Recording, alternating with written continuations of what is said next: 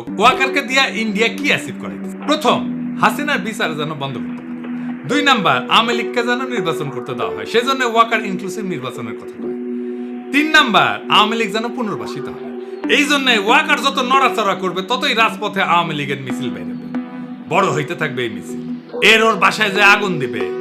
আর finally Awami লীগকে যদি ফেরানো নাই যায়, তাইলে আওয়ামী লীগ ইন্ডিয়ার হইয়া যে রোলটা প্লে করেছিল সেটা যেন বিএনপি করে, আবার যেন ইন্ডিয়ান রাজত্ব কায়েম হয় বাংলাদেশে।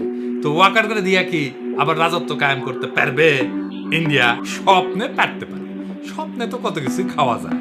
1/11 আমেরিকায় কু করাইছিল না, তারপরে বাংলাদেশকে তুলে দিছিল ইন্ডিয়ার হাতে।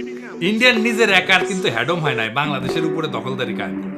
ইন্ডিয়ার বাপেরও সাধ্য নাই বাংলাদেশে আবার দখলদারি কায়েম করে।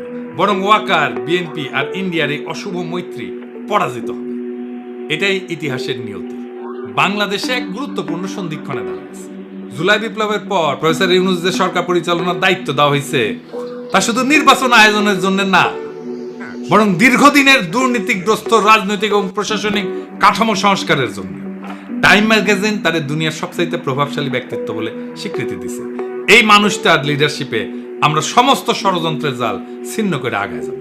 এই সময়টাকে পুনর্গঠন করা, কিন্তু এই রাজনৈতিক দলগুলা প্রয়োজনে সময় দিচ্ছে না, সাহায্য করতেছে না, তড়িঘড়ি করে নির্বাচন নির্বাচন নির্বাচন কইরা মাথা খারাপ করে দিচ্ছে।